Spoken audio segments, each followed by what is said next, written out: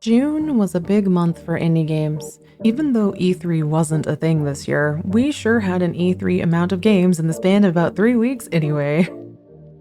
Here are the indie games I played that caught my attention the most out of over the 30 demos I played, and over like 70 games I took a look at. There was so much I wanted to cover that I decided to break this into 3 parts: top 10 demos, other games I played demos for but not as closely, but still enjoyed, and then a bit of an honorable mentions reel. So let's do this. The first 10 games on this massive list are the ones I played the full demo for and spent at least an hour or more getting absorbed by them. They're the ones that stood out the most out of all of the demos I was able to get to. And again, standard disclaimer for these, I couldn't get to the hundreds and hundreds of indie games that were part of Steam Next Fest that happened at the end of June, and I definitely didn't get to all the games in the various showcases earlier in the month either. So this is, as always, to my taste and preference. Astrea Six-Sided Oracles is a neat twist to the deck builder formula. It uses a six-sided dice system instead of cards, and it is surprisingly complex. You play as one of 6 oracles, and you're trying to purify all the corrupted inhabitants of the world. The fun part of this is that you have to do a balancing act. In order to unlock certain abilities each oracle has, you have to take corruption damage, but take too much and you risk becoming corrupted yourself. Take just enough corruption damage not to lose all 3 hearts and take advantage of various mechanics, like Moody's ability to reroll dice, including the enemies. All of that is set to beautiful art and satisfying dice roll sounds. The demo has 2 oracles to choose from, but I found myself favoring Mooney over Solarius because Mooney's safer playstyle options better suited my bad math and questionable tactics, whereas Solarius required more thoughtful strategy with high-risk, high-reward gameplay. When the full game comes out and there's 6 different options to choose from, it's gonna be great. Beastieball is basically Pokemon volleyball. That's it. That's the game. Play a volleyball anime with your beasties. What more do you want? I think I can end this here. In this turn-based volleyball RPG game, you play as the assistant coach in a town that used to be home to Beastieball royalty in the past, but now has fallen out of favor and is in danger. It's up to you to save the town and its beastie wildlife preserve, and become the Beastieball champion like no one ever was, or something like that, and save the day. The gameplay itself is turn-based. Serve and volley the ball into the front or back of the left or right row of the court. It's like a quadrant or something, I don't know. It's just complex enough to make me have to ponder what the best move would be, but not so overwhelming that I get stressed and walk away. And if you need further reason to go wishlist this one, if you liked Chicory, these are the same devs. That alone was enough for me, but I love Pokemon, and the starting coach being Red with 2 Ds and a clear tongue-in-cheek reference to Red definitely sealed the deal. Also, this game lets me use they them pronouns, which I love. And again, Beastieball, it's volleyball with friends. Like, come on, it's a volleyball anime game. Like, what more do you want? It's perfect. Welcome to Ringo CorpoNation. In the prologue that serves as the game's demo, you play as a temp pulled from storage to sort some genetic samples for a whole week. Just a week. Super long, I know. Before you get chucked right back into storage. Because you're a temp, you have no permanent use, and are punted around from department to department. But that's okay. Work hard. Play state-approved games, earn credits, and pay your bills on time. Definitely don't consider betraying corporate secrets to rogue employees trying to take good old Ringo down. This game was so relevant and so bleak and so good. There really is a sorting element to the gameplay. Sort all the genetic samples properly, which with each day bringing increasing difficulty levels and various matching mechanics. Also, maybe slip some of them purposely over to rogue entities. They'll pay you generously, even if you get in trouble for it. It's fine. Feel the stress of accidentally using all your credits on state-approved games on accident because you didn't realize you were buying a level up that was taking your money, and it was super easy and the biggest button in the game. So you know, it's just normal. Personally, I can't wait to help take Ringo down whenever this one comes out. And even though it was really bleak, I had a great time with it, and it was weirdly cathartic. A meteor has been spotted just as Fang, now a senior in high school, gets a potential big opportunity with their band. Goodbye Volcano High is a narrative game with rhythm elements and a lot of coming-of-age feelings. I've been excited for this one for a while, especially since Fang is a fellow disaster non-binary just trying their best. I've played 2 versions of this demo recently, one that had some of the rhythm elements and another that was largely the setup to the narrative itself, which was the most recent one. The dialogue is voiced and believable, endearing, and shows a hint at all the raw emotions it's going to make me feel later. Like, what am I going to do if a meteor actually kills them? I'm gonna cry. Co-op, do you hear me? I'm going to sob. Why are you doing this to me? I'm curious how the songs in the game will change, if they do at all, based on the choices you make with Fang's responses to other characters and to their bandmates. Like, you have the potential to be a little snobby at Rosa, Trisha's friend, or nice. So, like, does that change anything? I'm super curious, and I just want these babies to be okay. They're just figuring their life out, okay? No meteor. Or maybe meteor. Meteor. I love time loops, found family, and turn-based RPG combat, so In Stars in Time is basically perfect for me. Cyprin finds himself stuck in a time loop on the last day of their journey to defeat an evil king. Can they save their friends, defeat the king, and get unstuck from time? Who knows? I hope so. Unlike the conventional fire, ice, earth, or basically red, green, blue strength and weaknesses systems a lot of turn-based games have, like Fire Emblem or Pokemon, several Final Fantasies, you know, it's a classic RPG element. In Stars in Time has rock, paper, scissors instead. Each enemy will make the gesture for rock, paper, or scissors with their hands. Sometimes it gets complicated and you have to hit them to reveal their hands or appendages to check for what gestures they make. Or you can consult Odile, the resident snarky older sister of the group who basically has a scan-like ability that lets you analyze the enemies to see what their vulnerabilities are. The game throws you into the final 2 days of the group's fight. It's at the end of the RPG, you're storming the castle and getting ready to tackle the final biggest bad, the king.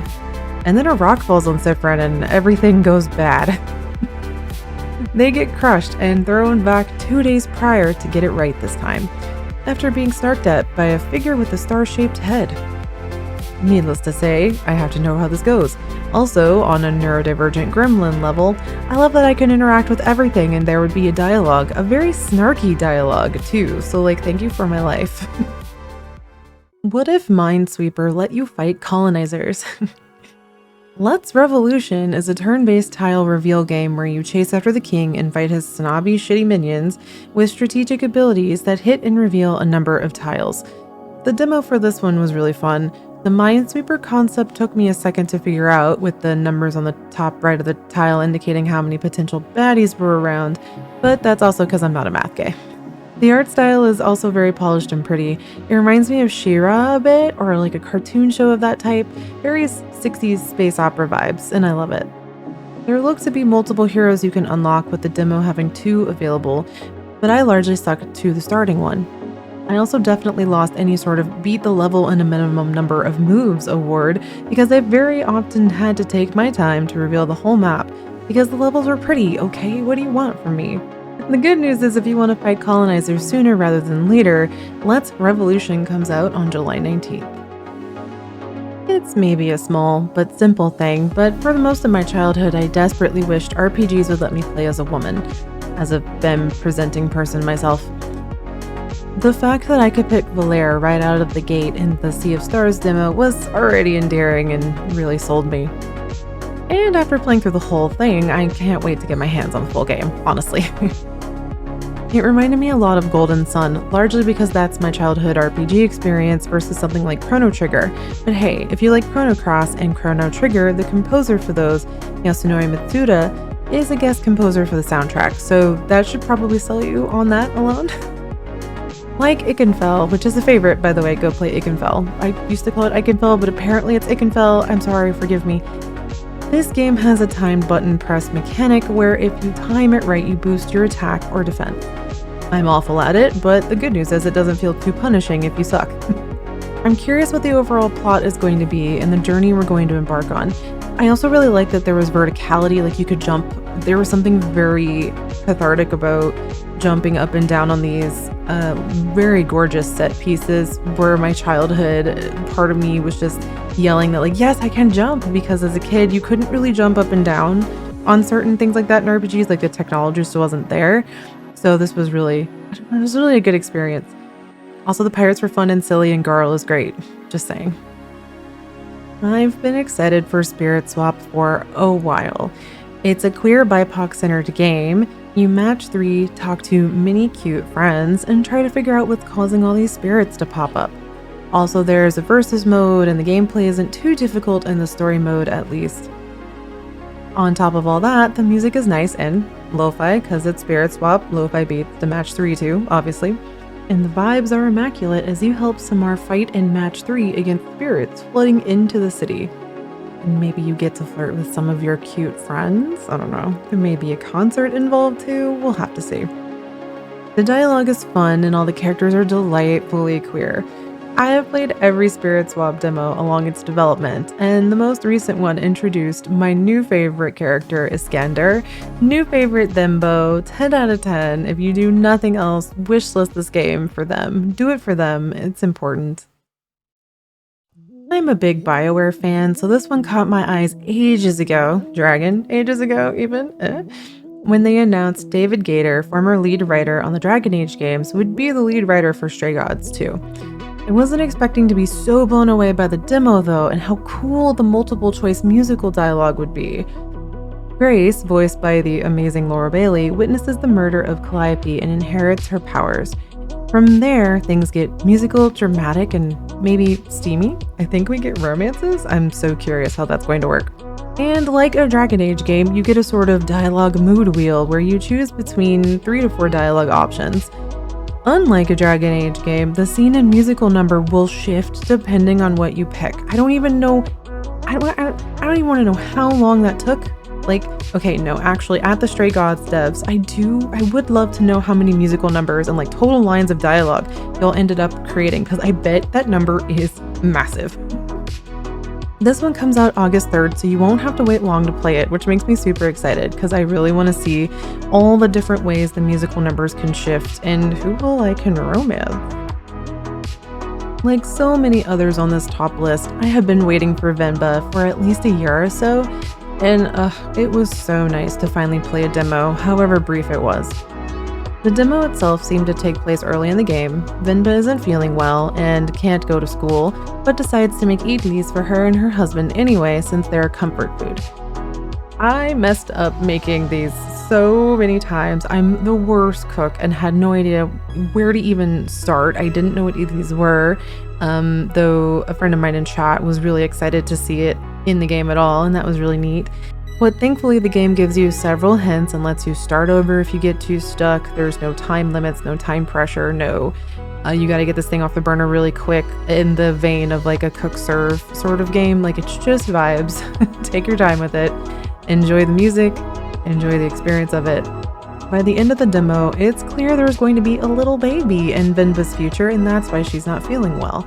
And I can't wait to play the full game to see how all that pans out, because you know there's just going to be a ton of first-generation kid and immigrant parent feels and identity crisis issues, and just all set to tasty food. I feel like it's going to make me hungry and emotionally devastate me all at once, and I don't have to wait too long to be emotionally devastated. Great news, because it comes out July 31st.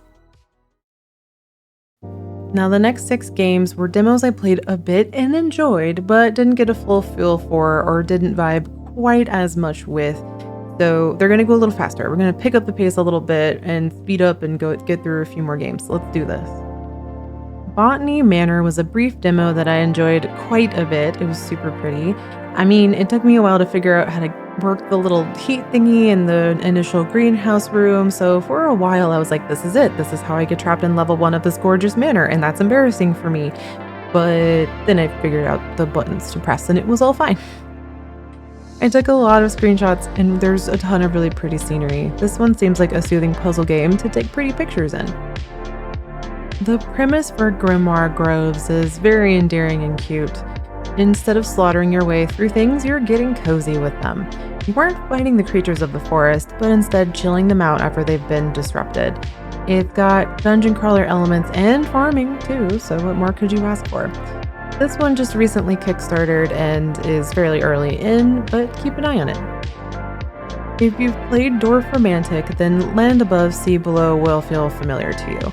It's in that similar genre of tile-based city building. Like most score-based things, I suck at it, but enjoyed my time with it anyway. The ever-rising sea levels definitely made me frustrated, as intended. It's a beautifully bleak game, and I would love for a creative and free build mode. I played Moonstone Island on stream with my community, but didn't get too far because I got distracted talking about our father and giggling like a goober because his name was just Father, and we would just go, "Hello, Father," and you know what, it's fine, don't worry about it. This one is like a deck building, farming, monster collecting genre mashup of a game. The monsters are cute from the bit I played, and the card game elements seem intriguing. I didn't get to finish the demo on or off stream because I ran out of energy. Just the chronic fatigue life, and now it's just gone until they release a demo again at the next indie game event, which is fine. I'm patient, mostly. Wait, Father, I will go water your other plants. Father. I took your plants from you, Father. Let me water them. Oh, Father, I almost watered you. Father, aren't you proud of me, Father? Honestly, there's something about... I don't know why it's making me laugh. Videoverse is a bit of a blast back to the past. I am solidly a millennial. Not quite an elder millennial, thank you very much, but 2003 was absolutely my early teen years, so this game took me back to the online forum days.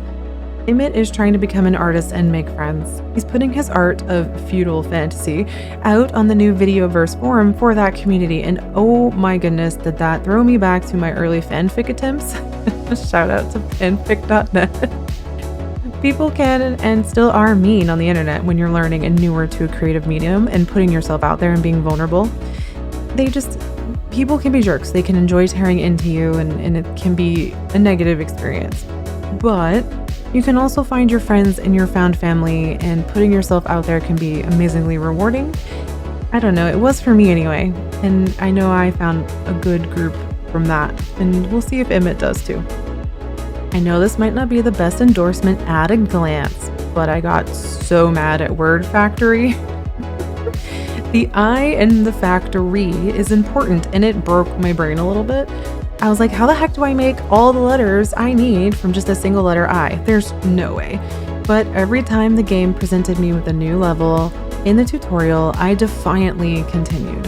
I streamed this one, and chat did have to help me out, but every time I figured it out and solved a word, there was so much catharsis. I felt so powerful. So this one's like, play if you want the catharsis of overcoming a puzzle. It's fun, I promise.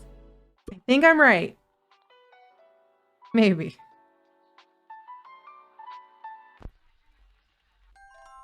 No! I was so sure. I thought I had galaxy brained that. I was so sure that was correct.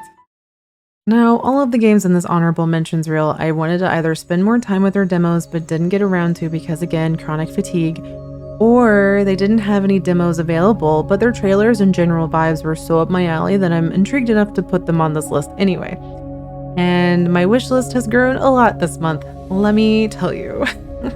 So here's a montage of a bunch of cool games. Please go wishlist all these as per usual.